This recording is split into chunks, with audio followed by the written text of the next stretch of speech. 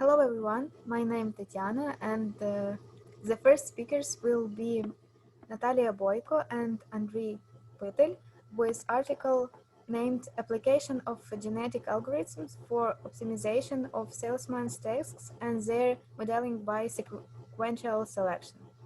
Please start. Okay, thank you. So my name is Andriy Pytel, first of all, I would like to start from introduction. One of the common problem in programming is the traveling salesman problem. There are many various methods that can be used to solve it, but the one we are going to take a look at the generic algorithm. The aim of this study is to the most efficient application of generic algorithm in the traveling salesman problem. Lately, artificial intelligence has been becoming more and more popular, but at the same time, a stereotype has been formatted that AI is based solely on the neural networks, even though neural networks is only one of the numerous directions of artificial intelligence. The aim of this paper is to bring attention to other directions of AI, such as generic algorithms. Study the process of solving the traveling salesman problem via generic algorithm and take a look at this problem of this method. The origins of the traveling salesman problem are unclear. A handbook of traveling salesmen from 1932 mentions the problem and includes example tours through Germany and Switzerland, but contains no mathematical treatment. It was first considered mathematically in the 1930 by Merrill Flood, who was looking to solve a school bus routing problem. Hazel Whitney at Princeton University introduced the name traveling salesman problem soon after. There are many methods of solving the problem. Some of them give exact results, others only approximate. One of the most interesting methods is the method of route optimization with the use of generic algorithm. First, experiment which involved simulated emulation were conducted by Niels L. Vasyl in 1945. Later, they were also conducted by Niels L. Vasyl, Ingo Ratchenberg, and Hans-Paul Scheffel. Thanks to them, artificial evolution became a well-known optimization method. Okay, theoretical basis. The traveling salesman problem is a problem of finding the fastest, most efficient route between n cities, where the route must go once through every city. If the problem is presented in the form of a graph, then the answer will be in the form of the shortest Hamilton cycle. The traveling salesman problem can be presented as a graph. In this form, the represented cities are displayed as vertex, and edges represented the criteria of probability, distance, time, or something else. Asymmetric and symmetric problem, the catch in the asymmetric problem is the profitability between the cities is depend on the direction of edges, whereas in the symmetric problem, the direction has no rule. There are two main groups of methods for solving the traveling salesman problem, which can be combined. Precise, they find the precise optimal solution to the problem, but takes a long time to calculate. The other one, heuristic, they give an approximation of the optimal route, but take notably less time to calculate. Generic algorithms are generally more efficient than the complete vocabulary, as there is no need to go through all possible combinations. At the same time, generic algorithms are heuristic, which do not guarantee a precise solution, but only the best possible approximation with the given amount of time, iterations.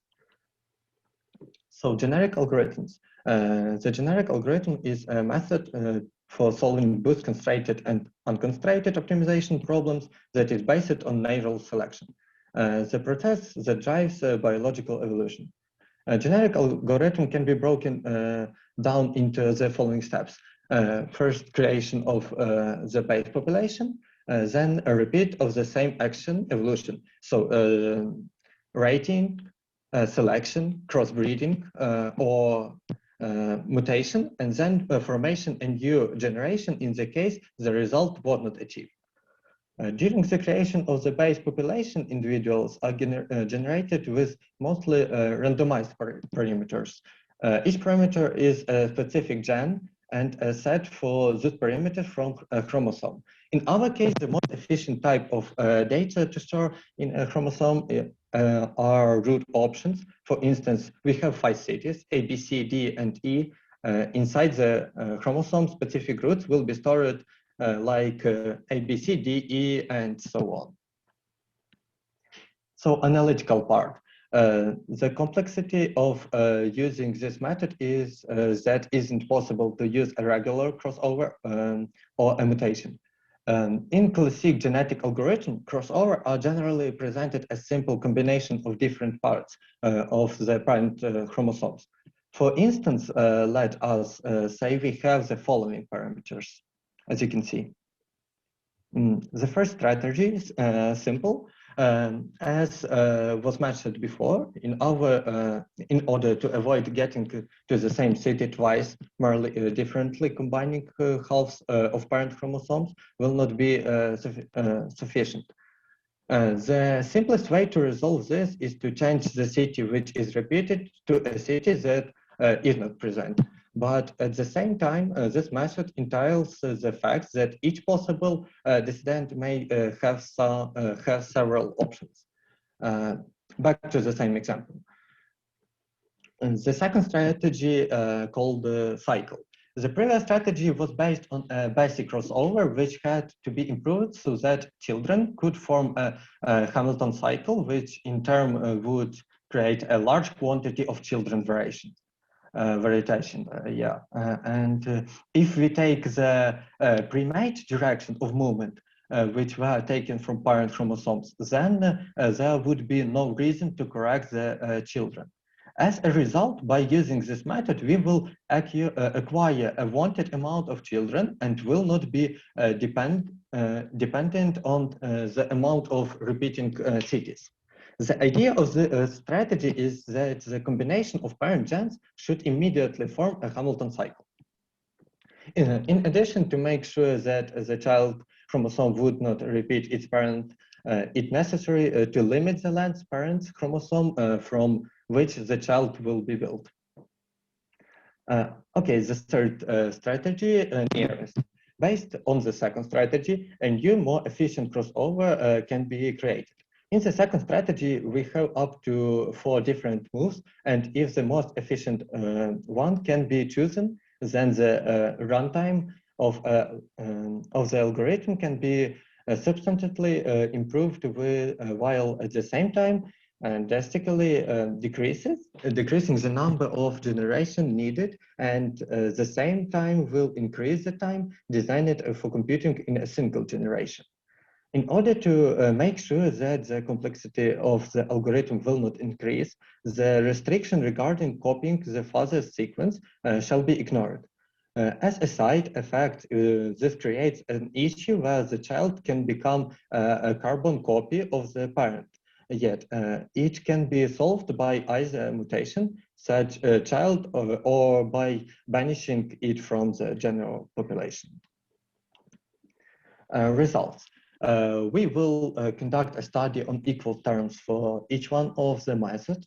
For this, we shall use the same map and the strategy generation. Analyzing the efficiency of the crossbreeding method, we will conduct a study on 15 generation with the size of each being 100 individuals and the possibility to reproduce in the 90% of the population. Okay, in the first method, the most efficient route is, you can see it here, figure number 8. Its length approximately 109 and so on. And runtime is 8,000 801 milliseconds and 110 milliseconds per iteration. In the second method, the most efficient route is something like that. It differs, but only a little. We have less time for each iteration, as you can see. Okay, in the third method, the most efficient route is something like that. As you can see, the runtime is less, much more less, and only 46 milliseconds per iteration. This route is much more accurate than you can see before. As you can see, the third algorithm has been the best runtime and gives us the shortest final route. The second algorithm is average boost runtime and the final route. And the third one has the worst time runtime and returns mediocre results. An analysis of the approximation to the optimal solution. As we can see, from the chart, the third method gives up the best results, and the result of simple and cycled methods are actually quite similar. The nearest algorithm has the largest decline, and because of that, it needs fewer generations to achieve the optimal solution. Cycle gave us some interesting results. It has a jump-like approximation, and it happens much less often than in other algorithms. As a result, the best fitted individual survives for much longer compared to other simple and nearest algorithms. As a conclusion, we can see generic algorithms are a nice way of locating the best possible solution. They have a quite short runtime, while one iteration takes about 46, approximately 100 milliseconds in 20 cities. We took a look at 3 different methods of crossbreeding, and from them, the most efficient one was the third one. This is thanks to the fact that the third one has no special feature from the nearest neighbor, which in terms makes every child have better adaptivity score than its parents. So that's all. Do you have any questions? Thank you, Andriy. Thank you for your attention. Our next speakers will be Nataliya Boyko and Rostyslav Hlynka with article called Application of Machine Algorithm for Classification and Formation of the Optional Plan. Please start. Thank you. My name is Rostyslav Hlynka, and I'm going to represent you an application of machine learning algorithms for classification and formation of the optimal plan. So let's start. Known methods of transition from a primal problem to a dual one are based on qualitative transformations and are meaningful. Formalization and proof of the correctness of the algorithm for constructing a dual problem for an arbitrary from a representation of a primal problem will make it easy to obtain correctness pairs of known dual problems. The relevance of research is due to the requirements for simplification of solutions of linear programming problems based on the development of a formal algorithm for the transformation of a primal problem to a dual linear optimizational problem. Setting the task. The main goals are to determine the problem of the method of SVM for the dual problem, compare dual SVM and primary, analyze the algorithm of the method, and apply it in a practice. Svm Model, a method of data analysis for classification and regression analysis using models with supervised learning with a related learning algorithm called supervector machines. For a given set of training samples, each of which is marked as belonging to one or more or the other of the 2 categories, the SVM training algorithm builds a model that assigns new samples to one or another category, making it an incredible binary linear classifier. The Svm model is a representation of samples as points in space reflected in such a way that samples from individual categories are separated by a clean gap that is the widest. The new samples are then mapped to the same space, and a prediction is made of their belonging to the category based on which side of the gap they fall into. Observation of the existing methods. Each linear programming problem corresponds to a dual formed by a certain rules directly from the condition of the primal problem. As a result of intensive research in the field of machine learning, aimed at improving the quality of classifiers, a new generation of methods appeared. In particular, SVM, boosted decision, regularized logistics, regression, neural networks, and random forests. Many of these methods, including SVM method, have been used successfully to solve information retrieval problems, particularly in text classification. The SVM is a kind of wide gap classifier. It belongs to a machine learning method based on vector space models, the purpose of which is to find dividing surfaces between classes as far away from all points of the learning set, possibly ignoring some points as emissions or noise. If the training set contains two classes of data that allow linear division, then there are a large number of linear classifiers which you can divide this area. It is intuitively clear that a dividing surface passing through the middle of a strip separating two classes is better than a dividing surface lying very close to instances, one or both classes. While some teaching methods, such as perceptron, make it possible to find at least one linear separator. Other methods, such as the naive Bayesian method, find the best linear separator using a certain criterion. In particular, the SVM looks for a dividing surface as far away from any data points as possible. The distance between this surface and the nearest data point is called the margin. SVM necessarily implies that the decisive function is completely determined by usually a small subset of data that affects the position of the separator.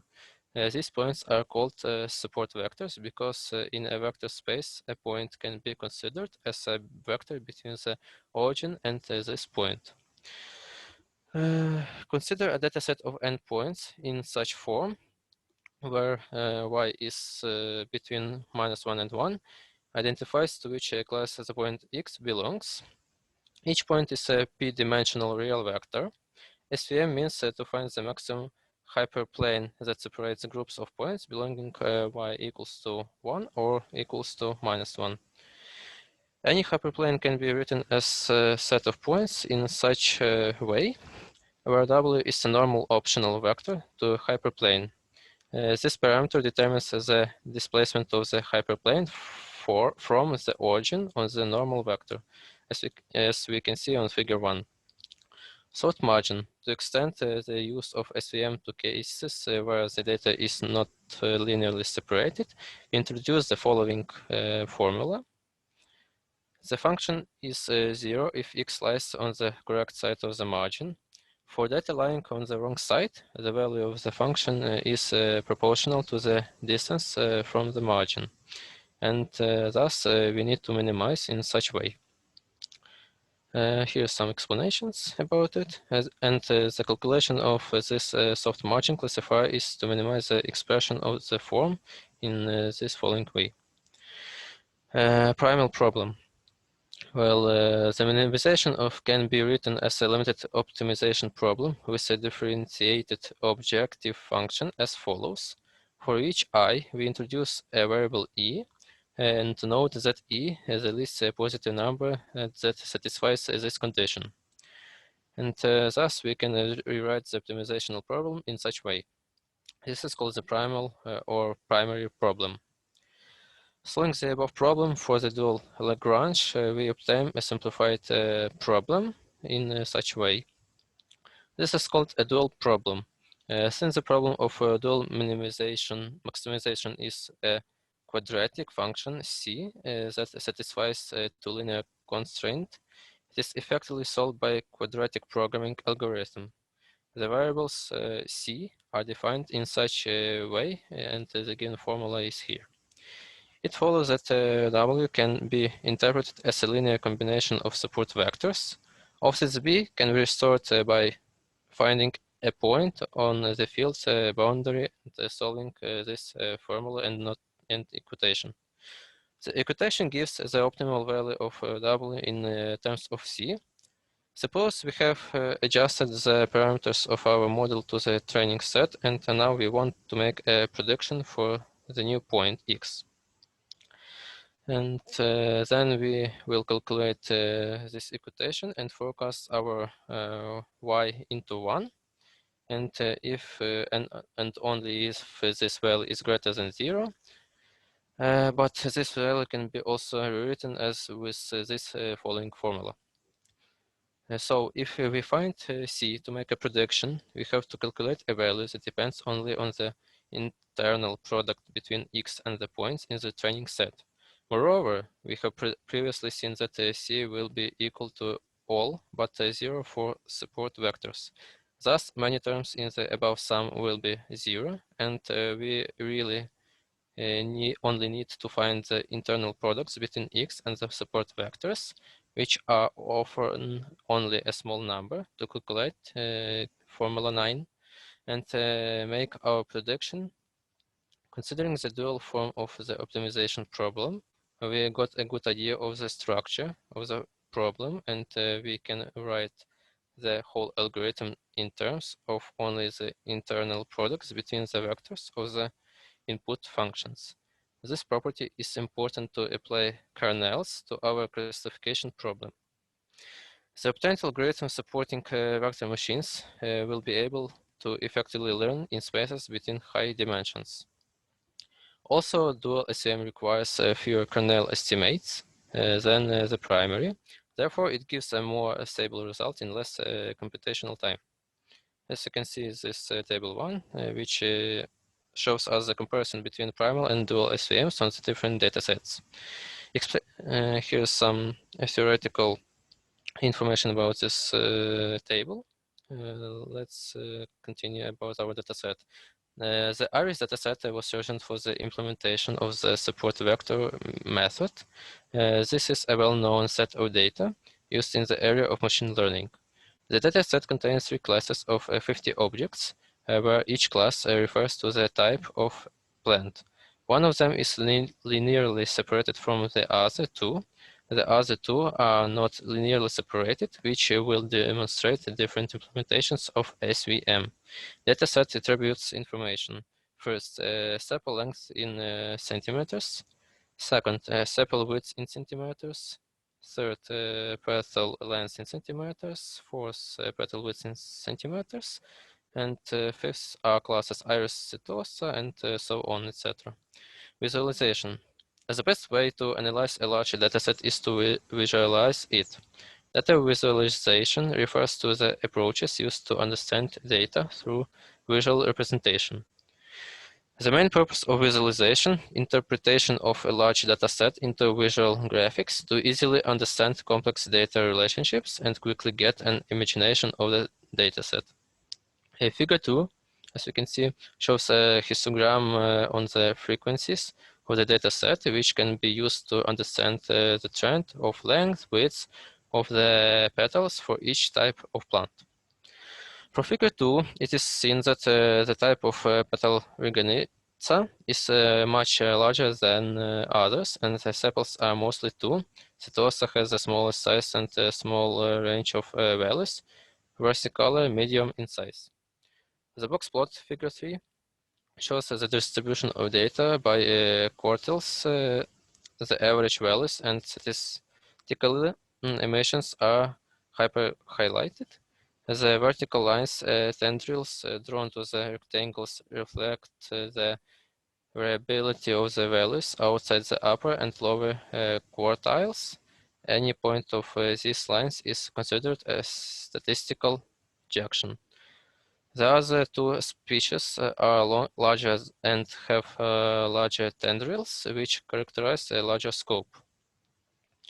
Here are some heat map in figure 4, shows the levels of correlation between attributes and their linear dependencies. As you can see, there are some linear dependencies and their values.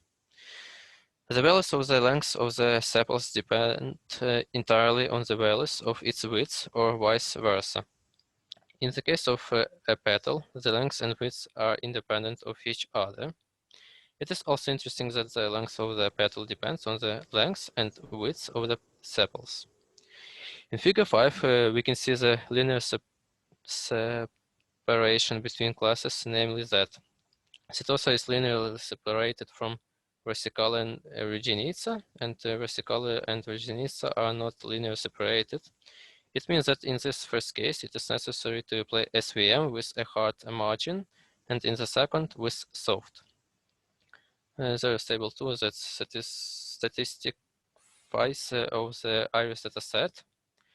From this table, it is seen that the size of the sepals mostly is larger than the size of the petal. Also, since the variance and standard deviation characterize the scattering of values around the distribution center, it can be concluded that the variation of petal size values between plant species is much larger than for the sepals. Two arbitrary points from the iris dataset are selected for analysis, and the optimal hyperplane will be calculated. Let's first arbitrary point A 12, 4, and 8, second be 106.3, where X index is the dataset, Y length and of the sepal, and the point A will be considered negative, B positive, and here we can see this visualization of points A and points B. The goal is to find the hyperplane that separates these 2 points is in the best way. This means that it is needed to find the hyperplane that leaves the maximum margin between the nearest points, and the hyperplane, namely to find the optimal separable hyperplane. Here are some calculations where W normal vector to the hyperplane, and this is explanation which says that perpendicular distance from the hyperplane to the origin. Support vectors are the closest points vectors to the separating hyperplane. In this case, there are only 2 vectors that will also be support.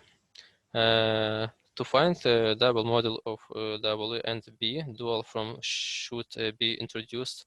It contains a quadratic objective function which constraints, and as you can see, this formula for calculations is given with such conditions.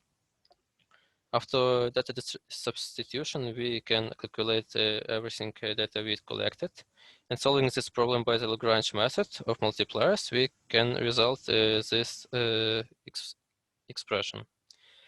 A necessary condition for this extremum of the Lagrange function is the equality of 0 of its partial derivatives of the variables x1, x2, and y. Let's build this system. As we can see, solve this system. Here are some calculations. So the Lagrange multipliers are equal to this, according to the calculations from this. And now we can see the results of these all calculations. And returning to the representation of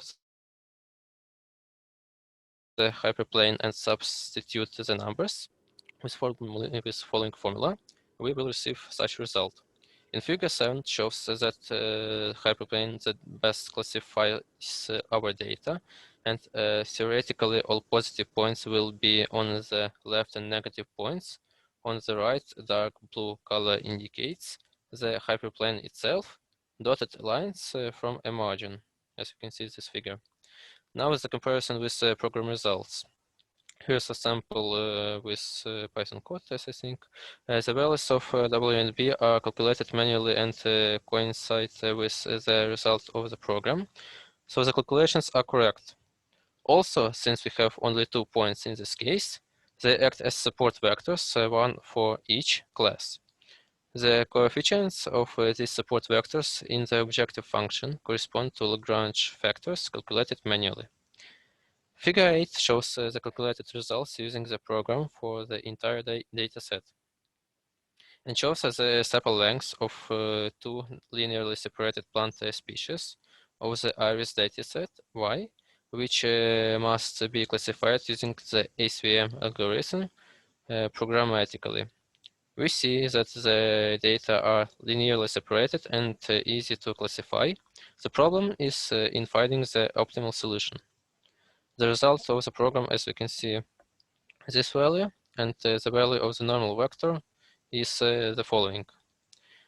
This bias value and indices of support vectors are following, and we can see this results and visualization in figure 9. And also in figure 9, two types of plants are classified by the hyperplane calculated programmatically. Since one of the parameters of the classification is the index, and iris dataset takes into account the indexation, namely Setosa 150 and following values. So the support vectors and their number for each class are found correctly. Plants with an index less than 75 will belong to Setosa and more to versicolor. But it is necessary to remember about possible cases where the sepal length value will be considered. Conclusion. The dual method of support vectors consists of in solving the Lagrange problem. Found Lagrange multipliers help to calculate the normal vector W and draw a separate hyperplane in an easy way. Solving the primary problem, it is obtained the optimal W, but nothing about the Lagrange multipliers. To classify the point x, it is needed to clearly calculate the scalar product of this formula, which can be very expensive if the number of variables is large. Solving the dual problem obtained Lagrange factors where a in I equals to 0 for all except a few points support vectors. This problem is very efficiently calculated if there are few support vectors. Also, with a scalar product that includes only data vectors, it is possible to use kernel trick for nonlinear problems. Dual SVM in nonlinear problems is more stable and faster than the primary because it performs fewer kernel estimates. Lagrangian is used to determine the line that best separates our data. In the real world, most problems are not separated linearly, so kernel trick can be used to split data using something or other than a straight line. SVM can be successfully used to control complex electromechanical systems. It can ensure the adaptability of control algorithms and perform the functions of an observer, an identifier of unknown parameters, a reference model. It can be used to control complex nonlinear objects. That's all. Thank you, Rostyslav. Maybe there are some questions. Okay, our next speakers will be Nataliya Boyko, Solomiya Hetman, and Iryna Kots with article called Comparison of Clustering Algorithm for Revenue and Cost Analysis. Solomiya, please start. Hello everyone, so today I want to show you a performance compression of Kamin's and the Dbscan algorithm for analyze customer data. So clustering is a non-subordinate method of learning that allows you to group a set of objects by different characteristics. The purpose of cluster analysis is to find existing structures with expressed in the information of group of similar objects. Clusters. Clustering is needed to identify a structure in the data. In data meaning problem, with the help of cluster analysis, we can create a comprehensive summary of data for classification, identify patterns, form and test a hypothesis. In addition, cluster analysis is often used to identify data that is not out among another because such data correspond to points located at the distance from any cluster. Cluster analysis is also used to compress and summarize data. Setting the task. Look through popular algorithm for clustering data, investigate two popular clustering algorithm Dbscan and Kamins, and compare the result of two algorithms. Review of the literature. Clustering is a significant task in the data analysis and data mining application. It's the task of arranging a set of objects so that objects in the identical group are more related to each other than in other groups, clusters. The clustering is unsupervised learning. In article, Krista and Marisvari consider several clustering algorithms and in general analyze their work. In my article, we provide a detailed review of two clustering algorithms, Dbscan and Kamins, for data set analysis. Algorithm Dbscan is density-based clustering algorithm used in machine learning to separate high-density cluster from low-density clusters. Algorithm Dbscan basically requires two parameters to search for clusters. First is epsilon, maximum distance between 2 points. 2 points are considered neighbors if they are separated by a distance less than or equals to epsilon. Mean points, the minimum number of points required to form a dense cluster. Based on the above two algorithms, the data points are classified into three categories as follows. First category is core point. A selected point is a principal point if it has at least minimum number of points, including itself within its epsilon neighborhood. Border point, a selected point in the border point if it's reachable from a core point and there are less than min points number of points with a surrounding area. And outer layer is a selector point that is neither the main nor the boundary point. This means that the points are not associated with density clusters. Algorithm Kamins. Suppose we have some inputs and value of k, where k is a number of required clusters. What we will follow the given algorithm. First, randomly select key points as initial centroid. Centroid is a point that is in the center of the cluster. Create key clusters by assigning each point to the nearest centroid. To do this we need equilibrium distance of each point in the set of our Kots centroid. If we have point P and Q, then the equilibrium distance between the points will be determined by the formula that we can see on this slide. So assign each data point to the nearest centroid using the Euclidean distance, where centroid C is of every class X point from set. And then we need to find next centroid, moving the centroid to the center of its cluster. So let's see our experiments. First, we need to examine the selected dataset male customer.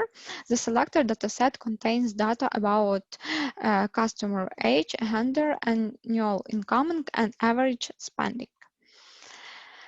Experiments Dbscan. So, as we know, algorithm Dbscan basically requires two parameters to search for a cluster: is epsilon and min points. Our clustering depends on the value of these points. In order to find epsilon, we need to calculate the Euclidean distance to an nearest neighborhood of the point M. The next step is plot a distance. The principle of epsilon selection is to select the point after which distance starts to increase. All points that will be located on the right side will be the noise, and the number of noise will depend on the choice of epsilon. The Dbscan algorithm begins its work by selecting one observation, then counts the number of neighbors at a distance of epsilon. If the number of neighbors more than min point, in our case it's 4, we classified our points as a basic and use to expand the cluster, as we can see on figure 3. each neighbor which we have not considered before, we write in the cluster, and then we use as a point for further expansion of the cluster. Well, we begin expand our cluster, consider the next neighbor and its neighbors, and repeat the same algorithm. If the number of second degree neighbors is greater than mean points, then the expansion point is also the main point that we will use for further expansion, as we can see on figure 4. So now let's look at the operation of Kamin's algorithm. To implement the Kamin's algorithm, we need to find following values. First, it's a number of a cluster K and K centroid. In algorithm Kamin's, a big importance of the core choice of the value parameter key. If the number of our cluster is not in advance, therefore we will apply elbow method. So let's start our algorithm. We randomly choose 5 center. As we can see on the figure 6, we choose a point and look the Euclidean distance from the selected point on the set of centroid, as we can see on figure 7. Next, we assigned a given point to the cluster to which is closest. The same we do for all points. We have gone through all the points. We look at the location of our centroid and move them towards the cluster of points. Some of the pass from a point to the cluster by divide by the total number of points in the cluster and obtain the location of a new centroid. This process needs to be reused until we know a constant value of the center, and the last cluster will be considered as the last solution of the cluster. So on this slide, we can see the result of our two algorithms. As we can see that two algorithm clustered our data into 5 clusters, but Kamin's did work better than Debuscan algorithm. Here we can see on a table 1 depends of Debuscan operation time on the amount of data, and on table 2 we can see depends of Kamin's operating time on the amount of data. Discussion. Kamin's algorithm is more suitable for our dataset because it contains spherical clusters. This algorithm is easy to implement and it is so fast. But to implement the algorithm, you need to know the number of a cluster. Accordingly, we need for additional analysis, for example, to use a elbow method to find the number of clusters. Accordingly, if we don't correctly determine the number of clusters, our algorithm will work incorrectly. In data should not be any noise. Data with noise. Noise is a data that differs from the total sample of data. The Biscan algorithm do work bad as a cluster dataset with a large of density difference cannot be established because of combination of mean points and epsilon cannot be properly selected for all clusters. But it solves one of the problem of Kamin's clustering algorithm because we can work a set of data with different forms. It can be find a cluster completely surrounded but not connected to another cluster. The algorithm handles data that contains noise. Due to the fact we specify the minimum number to form a dense cluster, and we divide our points into 3 groups. Conclusion. So each algorithm has advantages and disadvantages. For one data set, we can get different results. Before using the algorithm, we need to investigate our dataset, analyze which information we know, and only after that we can select the best algorithm to get the true result. So that's all from my side. Thank you for your attention. Do you have any questions? Thank you, Solomiya, and our next speakers will be Nataliya Boyko, Petro Telishevskyi, Beata Kushka with article called analysis of accuracy measures for the task of classification in the recommendation system. Petro, you can start. Hello, my name is Petro Telishevskyi, and I would like to tell you about analysis of recommendation systems for, excuse me, I will close this, system methods for accuracy of predicted estimates. So let's start from the introduction. And recommendation systems are systems that try to solve the problem of information reloading on the internet with the help of classification techniques and information retrieval. Using various techniques, they are created to search and recommend to users information that will be interest to them. The most popular are systems that work on the model of explicit feedback, but we will explore a different approach, namely implicit feedback. This model allowed based on user behavior to predict the user's attitude to a particular product or service. As a result, we can automatically generate a content rating and use it for other users. So setting the task. Let's look through the approaches for building popular referral systems and investigate methods of approaches to building recommendation systems and comparative characterizations between the methods after the experiments. So recommendation systems are designed to simplify and improve, speed up the user's search for the necessary content. They were important because they allowed the user to interact only with the content that may interest him, and therefore increase the efficiency of the system. Wang said that recommendation systems are systems that aim to select specific objects that meet user requirements, whereas each of these objects is stored in computer memory and is characterized by a set of attributes. Using specially collected information, recommendation systems can predict whether the user is interested in this content rank, or choose a specific set of n items that may be interest to the user. So basic algorithms in recommendation systems are content-based. This approach recommends the users use similar things to those that have liked in the past. Keyword search is often used to find similar things. And in demographic-based approach is when there is a lot of information about users, such as Facebook or LinkedIn. Therefore, you can use this information to set the direction of recommendations regardless of previous user behavior. And collaborative filtering. This method is based on user content interaction. It only analyzes the rating and ignores information about the content or user. The key idea is that such users like similar things, and if users have watched the same movies, there is a high probability that in the future they will also get the same recommendation. So user-based method. This is a method based on user liking products that have been selected by users similar to him. The degree of similarity is calculated from the matrix of estimates R.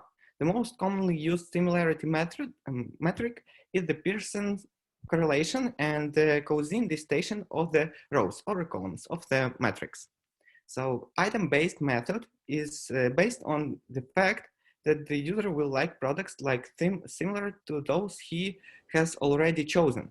User A is characterized by the objects that he viewed or rated. For each of the selected or rated objects, m neighboring objects are defined.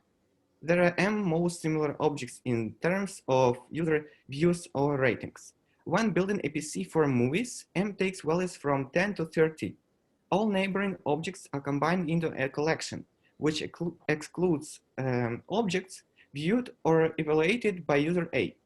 And from the remains of the collection in build top and recommendation.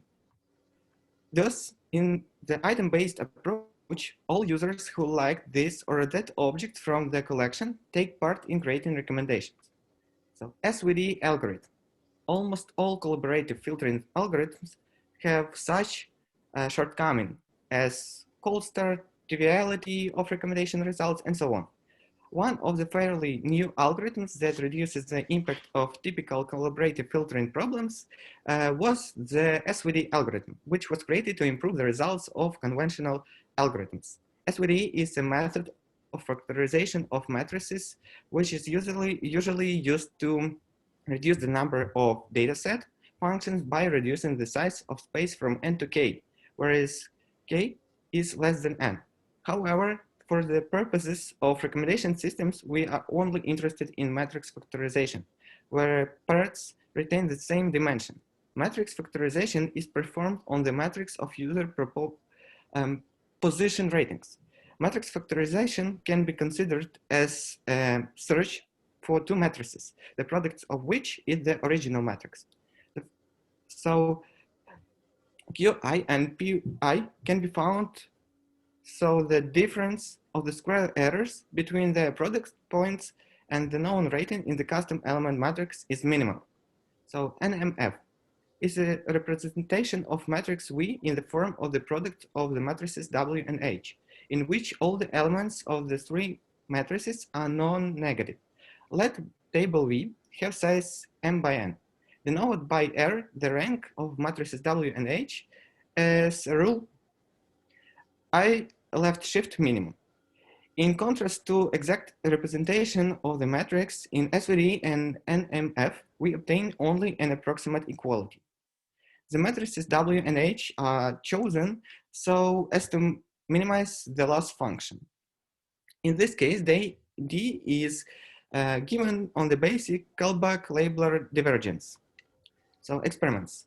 Experiments use the movie lens 100K open access dataset. This dataset includes detailed information about users, movies, and information about users and bring their ratings on movies. In this paper, we will use certain fields from the dataset.